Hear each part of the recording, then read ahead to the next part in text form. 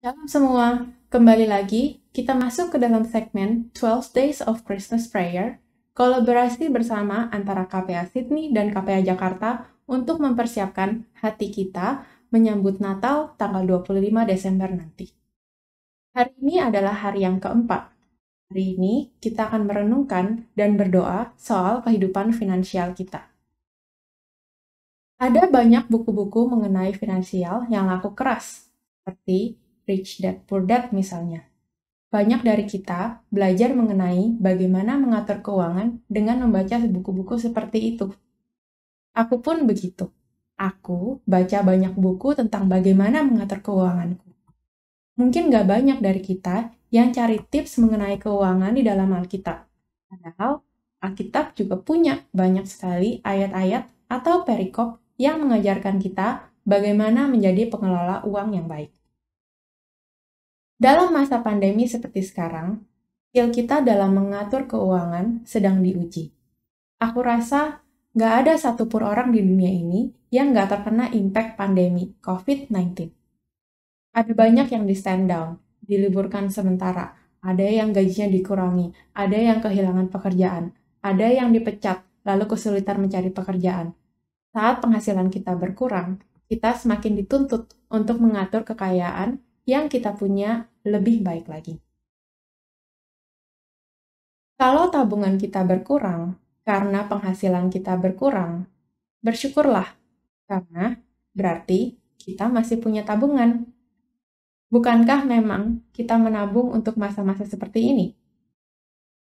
Seperti cerita di Alkitab tentang Yusuf yang menafsirkan mimpi Firaun, di mana waktu 7 tahun kelimpahan mereka menabung, lalu ketika ada 7 tahun kelaparan, mereka memakai tabungannya itu.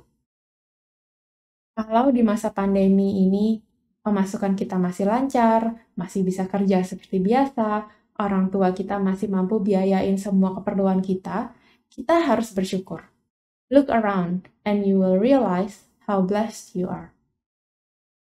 Mau bagaimanapun posisi kita, baik atau buruk, ada prinsip-prinsip keuangan menurut Alkitab yang kita harus pegang. I have to say, more so during this crisis.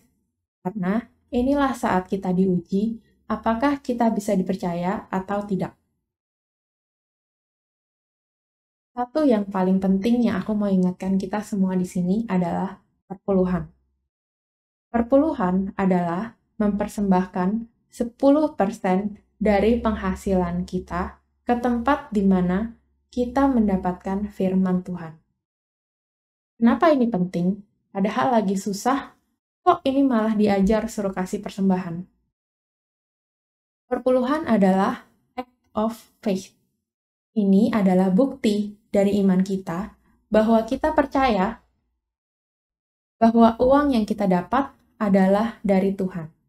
Dan kita mau bersyukur atas apa yang Dia berikan. Dan kita percaya bahwa Tuhan juga yang akan pelihara kita nantinya. Matius 4 ayat 7 bilang, we should not test our God. Tapi di Maleakhi 3 ayat 10 tertulis, bring the whole tithe into the storehouse, that there may be food in my house. Test me in this, saith the Lord Almighty, and see if I will not throw open the floodgates of heaven and pour out so many blessings that there will not be room enough to store it. Satu-satunya hal yang boleh kita cobai ke Allah kita adalah dalam soal perpuluhan. Aku saksi hidup mengenai hal ini. Aku tahu saat aku bisa dipercaya dalam hal uang dan lakukan bagianku, Allah yang pelihara aku, Allah yang pagar-pagari aku, dan Dia yang lindungi aku secara finansial. Bukan berarti saat kita perpuluhan, penghasilan kita nggak akan pernah turun. Aku sendiri juga saat ini lagi deg-degan, karena orang yang sewa apartemen aku mau keluar, padahal lagi mau libur Natal. Dan juga market rental di Australia sekarang lagi turun. Semua berita dan statistik bilang bakal susah. Tapi ini nggak menghalangi aku untuk tetap kasih perpuluhan aku. Semakin aku susah, semakin aku worried, semakin aku harus setia dan melakukan bagianku. Misalnya, penghasilan kita tadinya 10 juta per bulan. Lalu kok gara-gara COVID jadi turun 20%. Maka mungkin kita pikir, duh, gimana bisa bayar perpuluhan? Orang ini lagi susah, Tuhan pasti ngertilah. Kita coba untuk justify pikiran kita tersebut, jadi kita putuskan untuk tidak perpuluhan. Padahal, kalau kita lihat lagi, alasan kita melakukan perpuluhan yaitu sebagai tanda bahwa kita bersyukur atas apa yang Tuhan udah kasih ke kita. Penghasilan yang sekarang turun jadi cuma 80% itu, bukankah itu juga dari Tuhan? Jangan biarkan iblis buka celah di sini. Ingat, saat kita bergantung pada Tuhan, Ia tidak pernah mengecewakan. 8 juta juga dari Tuhan. Jangan hilangkan perpuluhannya, tapi adjust pengeluaran. Kalau kita work from home, maka biaya transportasi, bensin kita akan berkurang. Mungkin kalau biasanya tiap tahun pasti pergi liburan, sekarang budget liburan kita bisa dipindah untuk yang lain. Kalau sekarang punya lebih banyak waktu di rumah, mungkin bisa bikin side business. Kalau pinter masak, ya jualan makanan. Kalau kamu pinter bikin hamper, ya jualan hamper. Look around. Mungkin Tuhan udah kasih kita peluang atau pintu yang lain untuk mengeluarkan kita dari kesulitan ini. Mungkin ada dari kita yang saat ini hidup from paycheck to paycheck. Gali lubang, tutup lubang. Boro-boro perpuluhan. Besok mau berangkat kerja aja mesti pilih. Mau naik bus atau mau bawa mobil ya? Kalau naik bus lebih murah, tapi lama, keringetan, bau, nggak nyaman. Tapi duit buat beli bensin udah nggak ada, harus tunggu gajian dulu. Trust me, I have been in this situation too. Aku tahu nggak gampang saat kita ada di posisi ini untuk melakukan perpuluhan. Mungkin belum bisa setiap bulan, nggak apa-apa. Yang penting berusaha. Lakukan apa yang kita bisa. Pelan-pelan perbaiki budgeting kita. Perpuluhan saat nominalnya masih kecil, itu godaannya lebih sedikit. So, start from now. Kalau kamu stuck dengan gaji segini-segini aja, karir kamu mandek, coba kamu perpuluhan. Bukankah burung pipit di udara saja ia pelihara, apalagi anak-anaknya? Pasti disediakan. Lukas 14 ayat 28-30 mengajarkan kita tentang membuat anggaran atau budgeting. Aku bacain ya.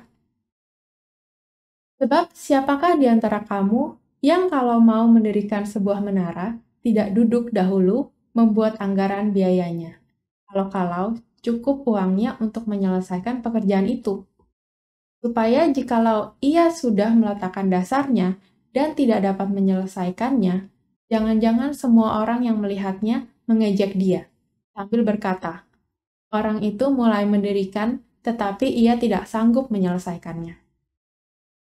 Budgeting ternyata juga ada di Alkitab. Dari zaman dulu sampai sekarang, budgeting selalu jadi skill yang penting dalam mengatur keuangan kita. Contohnya, kita punya gaji 6 juta per minggu. Dari situ, 1 juta untuk belanja makanan, 500.000 untuk bensin, 500.000 untuk listrik, misalnya. Di sini, kita mungkin pikir, ada 4 juta sisa uang yang bebas kita pakai untuk apa aja. Tapi kalau setiap kali gajian kita pakai semua gaji kita ludes, nanti saat kita perlu bayar bill besar yang bayarnya misalnya cuma setahun sekali, misalnya asuransi atau uang sewa, duitnya nggak ada. Dengan kita ambil waktu untuk duduk dan tulis semua pengeluaran kita bisa hitung dengan benar semua pengeluaran yang kita harus cover. Bukan cuma pengeluaran dalam waktu dekat, tapi untuk masa depan juga. Misalnya, untuk retirement atau biaya waktu edukasi anak, atau mungkin ada yang mau menabung untuk membeli rumah sendiri. Di saat pandemi COVID-19 ini, dua skill ini, yaitu bisa dipercaya dan managing budget, adalah dua skill yang menurut aku paling penting. Kalau kata orang, badai pasti berlalu. COVID-19 ini juga pasti akan berlalu. Kalau kita mulai baca-baca artikel di koran pagi ini aja, vaksin-vaksin mulai bermunculan. Sepertinya tahun 2021 akan lebih baik. Mari kita semua sama-sama berjuang melakukan bagian kita dalam melakukan perpuluhan dan belajar lebih bijak dalam hal budgeting. Supaya saat kita keluar dari krisis ini, kita bisa menjadi pengelola uang yang lebih baik. Kita tutup renungan ini dengan berdoa syafaat. Dalam nama Bapa, Putra, dan Roh Kudus. Amin. Kami bersyukur Tuhan atas segala anugerah-Mu, segala kekayaan yang Kau berikan dalam tangan kita, segala keuangan, segala penghasilan, semua pekerjaan yang Kau berikan pada kita semua, Bapa. Kami bersyukur atas rumah yang kita punya, atas sandang pangan yang Kau berikan pada kami setiap harinya, Bapa.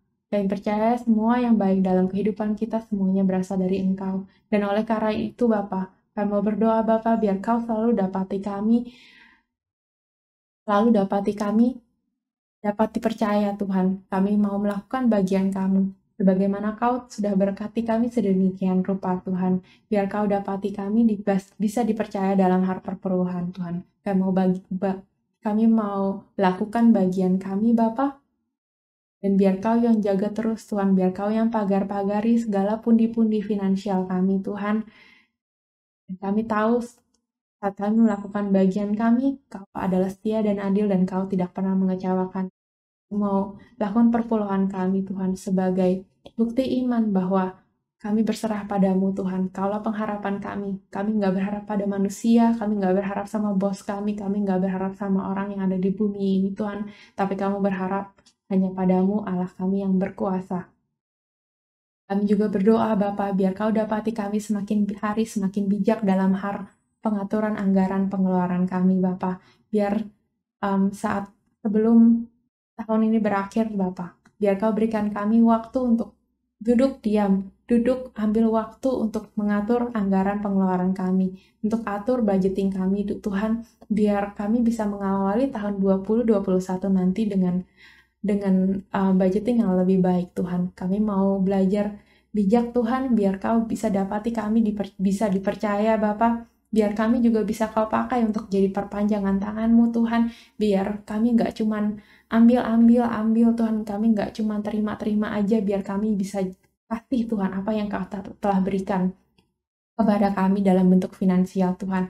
Biar kalau saat nanti kami lihat teman kami kesusahan, kami lihat orang lain yang lebih susah dari kami, biar Kau berikan kami hati dan kemampuan untuk supaya kami bisa menolong orang-orang tersebut sebagai perpanjangan tangan-Mu. Kami juga berdoa, Bapa, untuk setiap dari kami yang mungkin terbelit oleh hutang piutang, Bapa, biar Kau yang bebaskan, Tuhan, biar Kau yang berikan kami kemerdekaan atas hutang piutang ini, Tuhan. Kami tahu, Tuhan, kalau Raja di atas segala raja, Tuhan. Kami nggak mau hidup kami terikat pada hutang kami, Tuhan. Kami nggak mau stres soal hutang kami, Tuhan. Biar Kau yang ajar kami, Tuhan, untuk atur keuangan kami sedemikian rupa, Tuhan, di mana pengeluaran kami bisa selalu lebih kecil daripada pemasukan kami, Tuhan, dan biar kami bisa pelan-pelan, perlahan-lahan bayar hutang kami sedikit demi sedikit, dan biar suatu hari nanti kami bisa merdeka dari hutang piutang kami, Tuhan. Kami juga berdoa, Bapa, untuk orang tua kami, khususnya buat kami semua yang mungkin saat ini masih bergantung pada orang tua kami secara finansial, Tuhan. Untuk semua kami yang saat ini adalah masih adalah seorang student, Tuhan, di mana orang tua kami harus biayain semua pengeluaran kami dan biaya uni kami sebagai biaya sekolah kami, Bapak. Kami bersyukur, Tuhan, atas apa yang telah Kau berikan pada mereka dari saat mereka muda dulu dan mereka bangun sampai sekarang, sampai mereka bisa biayai kami sampai saat ini, Tuhan. Bapa, biar Kau selalu berikan mereka kesehatan, selalu berikan mereka pintu-pintu Tuhan, biar kesempatan-kesempatan Tuhan, biar Kau berikan, lindungi Tuhan semua pundi-pundi finansial mereka Tuhan, bisnis mereka, pekerjaan mereka Tuhan, semua tipe pemasukan yang mereka punya Tuhan, biar Kau yang terus lindungi Tuhan, buat semua investasi mereka Bapa, biar yang Kau pagar-pagari Tuhan, biar Kau berikan mereka kebijaksanaan juga Tuhan dalam mengatur pengeluaran mereka. Juga berdoa Tuhan buat pekerjaan kita sendiri dan semua bisnis yang ada dalam tangan kita Tuhan. Kami percaya bahwa Kau yang berikan, Kau yang berikan kami kesempatan, Kau yang berikan kami kemampuan untuk melakukan pekerjaan, Kau yang berikan kami ide untuk buka bisnis Tuhan. Kau juga yang akan membantu kami untuk menjalani itu semua Tuhan. Kami mau memberikan yang terbaik Tuhan. Kami mau jadi anak-anak-Mu yang terlihat beda di luar sana Tuhan Yesus. Kami nggak mau setengah-setengah Tuhan. Kami mau memberikan yang maksimal Tuhan. Biar orang-orang teman kerja kami, biar orang yang bekerja di bawah kami bisa lihat kami sebagai orang yang berbeda, sebagai orang yang takut akan Engkau, sebagai pemimpin yang baik Tuhan, dan sebagai orang yang bisa manage financial kami dengan baik Tuhan, biar kami selalu bisa menjadi garam dan terang di luar sana Bapa, biar pada akhirnya kami mau bawa Tuhan segala buah-buah kami ke dalam tangan-Mu Tuhan, biar kami bisa menjadi contoh bagi orang-orang yang melihat kehidupan kami di luar sana. Demikian Bapa, doa kami ini, doa yang singkat ini, biar serahkan Tuhan kehidupan finansial kami tahun 2021 nanti Tuhan ke dalam tangan-Mu. Kami mau berjanji Tuhan bahwa kami akan belajar dan kami mau menjadi lebih baik lagi Tuhan. Dan kami nggak mau menggerutu Tuhan soal semua krisis, semua masalah yang ada dalam hal COVID-19 ini Tuhan. Kami mau sama-sama berusaha Tuhan, sama-sama belajar supaya kami semua bisa Kau dapati lebih baik, lebih bijak di tahun 2021 nanti.